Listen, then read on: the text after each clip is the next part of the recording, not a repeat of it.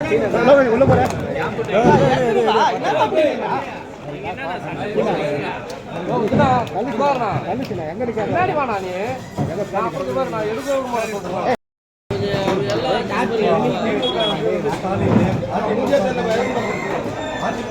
எடப்பாடி இந்த மாதிரி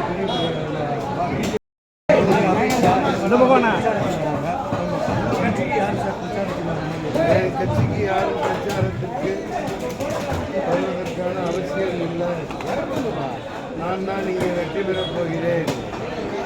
முதலில் ஆரணியில் நிற்பதாக இருந்தேன்.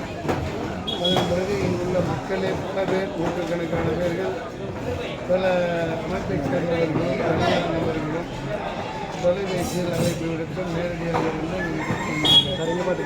உண்மை. அதுக்கப்புறம் 2-3 தடவை வந்துட்டு 4வது விஷயத்தாங்க வந்து வேட்புமனு தாக்கல் பண்ணியிருக்கேன். 102 ஆண்டு காங்கிரஸ், 20 ஆண்டுகளாக திமுக, அதிமுக. இன்னும் நாடு மக்கள் ஏழ்மைகளாக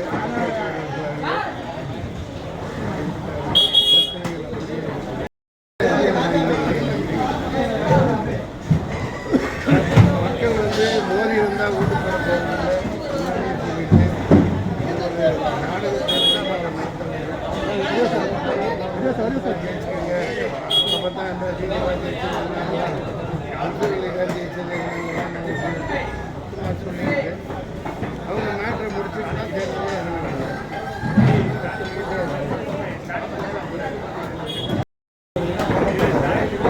பார்த்தீங்கன்னா பொன்முடியை வந்து அமைச்சராக பதவி பிரமாணம் பண்ண சொல்லி உச்சநீதிமன்ற கண்டனம் உயர்நீதிமன்ற கண்டனம் ஆளுநருடைய போக்கு ஆரம்பத்திலிருந்து அவர் சொல்லிட்டு தானே ஆளுநர் பதவி தேவையில்லை.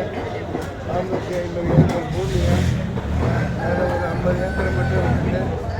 எல்லாத்துலேயும் ஸ்விம்மிங் பூல், கிரிக்கெட் ஸ்டேடியம், ஒலிம்பிக்குக்காக பல அரங்குகள் அமைச்சு அவங்களுக்கு விளையாட்டுத்துறைக்கு ஊக்குவிக்கிறதுக்காக அவங்க 6500 மான்கள் அங்கே இருக்குது.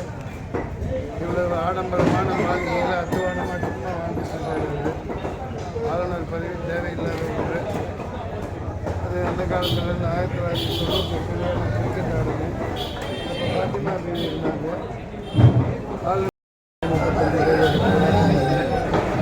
அது கோரிக்கைகள் அப்படியே தான் இருக்கு. அதே போல் வந்து முஸ்லீம்களோட ஓட்டை பிரிக்கிறதுக்காக பிஜேபியோடவோ திமுகவோட பி டீமை வந்து அதிமுக செயல்படுறாங்க வேலூர் நாடாளுமன்றத்தில் அப்படின்னு ஒரு பரவலான பேச்சு அடிக்கிறாங்க.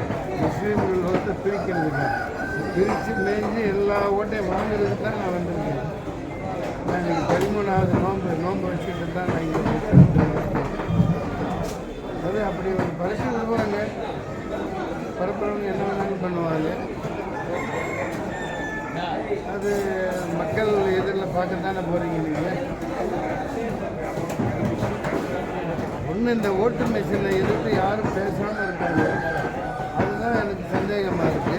இதில் ஏன் எதிர்கட்சிகள் இப்போ நான் ஒத்தாள் என்னால் பாராளுமன்றத்தில் நடுவில் போய் இந்த மெஷின்லாம் தூக்குடா ஒழுங்காக வாக்குச்சீட்டில் நடத்துகிறான்னு போராட்டம் பண்ணுங்க. இவங்க அந்த மாதிரி யாரும் போராட மாட்டேங்கிறாங்க. அது ஏன்னு தெரியும்.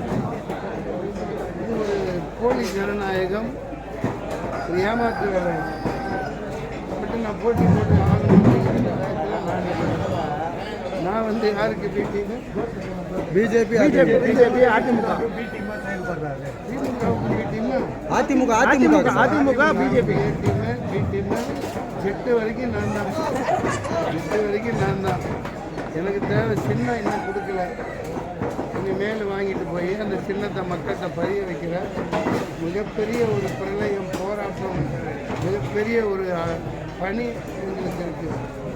நான் தனி ஆளாக இல்லை, இங்கே லட்சக்கணக்கான பேர் என் கூட இருப்பாங்க. இந்த தமிழ் இன மறுமலர்ச்சி கழகம் அப்படின்னு சொல்லி போராட்டத்துக்கு முன்னாடி நிற்கிறவர் சந்தோஷ்குமார். இன்னும் அதில் ஆயிரக்கணக்கான இளைஞர்கள் இருக்காங்கம்மா இந்த வேலூர் முழுக்க. அவங்க என் பின்னாடி நிற்கிறாங்க. இன்றைக்கி இந்த வேட்பாளர் அறிமுக கூட்டத்தை நான் ஏற்பாடு பண்ணியிருக்கேன். அங்கே நான் அமைச்சர்கிட்ட பேசுகிறேன். இப்போ இவங்களுக்கெல்லாம் ஒரே சொல்லியும் அவங்களோட சின்ன இல்லை, இவங்க வந்து நல்ல ஒரு சின்ன இல்லை, அறிமுக சின்னத்தை தூக்கிட்டு முதல்ல கட்டிக்கிட்டு ஏமாற்றி ஆட்சியை பிடிச்சி அதில் ஆட்டையை போட்டு அவங்க குடும்பத்தை வளர்த்துருக்காங்க. ஒவ்வொருத்தவங்களுக்கும் சின்னங்கள் வந்து அதே மாதிரி தான் மற்றவங்க அவங்க கேட்காமே சின்னங்கள் முதல்ல கொடுத்து இப்படி இருக்குல்ல. ஒரு தனி ஒருவனாக போராடணும்னா நீங்கள் ஏடிஎம் கேட்கணும்னா போக பார்ப்பீங்க. எல்லாத்தையும் நான் வேட்டு வந்தேன். சும்மா போக மாட்டேன். எம்பியாக சுற்றி மலைகளை பசுமையாக்கணும். புரியுதுங்களா? தண்ணி ஆறாறுல தண்ணி ஓடுற தண்ணியை அதிகமாக வர தண்ணிகளை ஏரிகள் அங்கங்கே அமைச்சு, ஏன்னா இங்கே வந்து தடுப்பணை கட்டினா ஊறிடும், உள்ளுக்குள்ளே உறிஞ்சிடும். நான் கேள்விப்பட்டேன். அங்கங்கே ஒரு குறைஞ்சது 50 ஏரிகள். இப்போ வீராண ஏரி இவ்வளோ மிகப்பெரிய ஏரி. அந்த வீரையம் யார் ஒரு தமிழ் இந்த காலத்தில் மிகப்பெரிய ஏரி. அந்த மாதிரி ஏன் இந்த தலைமுறை ஏன் ஏரிகளை உருவாக்கலை? ஏன் குட்டைகளை உருவாக்கி அதிகமாக வர்ற காலங்களில் அப்படியே வெளியிடுறாங்க. இன்னைக்கு 50 இடங்களில் மிகப்பெரிய ஏரிகள், மக்கள் அப்படி சந்தோஷமாக இருப்பாங்க. இந்த மலையில சுற்றி ஆர்டிஃபிஷியல் ஊற்று மாதிரி ஊற்றுகள் அமைச்சு பல ஊர்களில் தண்ணி மேம்பாலங்கள் இல்லை. இவருக்கு எதுக்கு அறிமுகம்?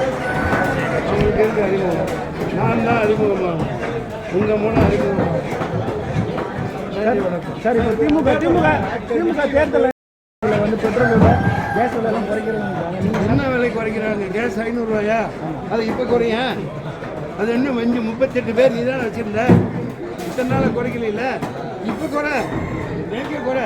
உன்னை தேர்தல் நீ வந்து ஒத்துக்காது. நீ குறை, நான் ஒத்துக்க வைக்கிறேன். முன்னாடியே வந்து பெட்ரோல் 50 ரூபாய் ஆக்குறியா? இப்போயே ஆக்கு. என்ன குறை? நீ 25 ரூபா 35 ரூபா தமிழ்நாடு டேக்ஸை குறை. முதல்ல தமிழகத்தை தொடர்ந்து விஜய்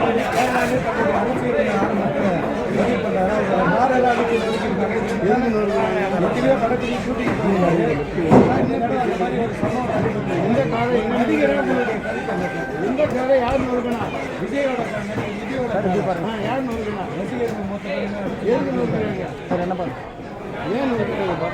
பாட்டை விட்டுக்க மாட்டாங்க, ராஜ்புரவே தயாராக பண்ணியிருக்காங்க.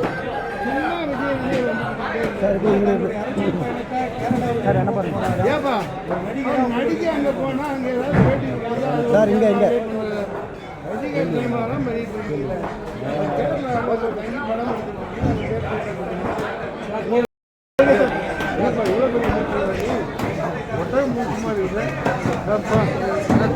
போதும் போதும் போதும் என்று மனமே கொள்கையும் மறந்து. நன்றி நன்றி.